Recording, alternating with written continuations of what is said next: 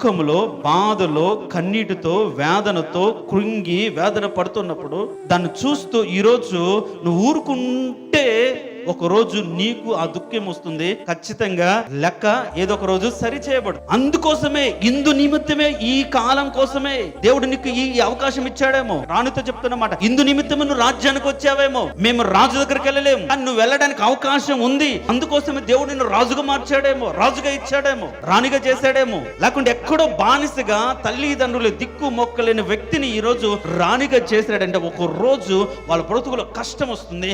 ఆ కష్టాన్ని ఈమె మాత్రమే గట్టెక్కించగల దేవుడు ఒక సంకల్పం ఉంది. కాబట్టి అలా దేవుని సంకల్పాన్ని ఎరిగి కూడా మనం చేయలేకుండా వెనకడుగు వేస్తే అనేక మంది జీవితాలు పతనమవుతాయి. ఒకవేళ ఎస్తేరే నేనేం చేయమంటావు అని పిలవలేదు, నేను వెళ్ళలేదు అని ఊరుకుండింటే ఏం జరిగిండేది? ఆ రోజు యూదులందరూ నాశనం అయ్యేవాళ్ళు కదా. అంటే నీ ప్రార్థన బట్టి, నీ తెగింపును బట్టి, నీ వారిని నీవు రక్షించుకోవడానికే దేవుడు నీకు ఒక స్థితి కలుగజేశాడు. అందుకోసమే ఈ రోజు ఆయన సన్నిధిలో నువ్వు కూర్చున్నావేమో.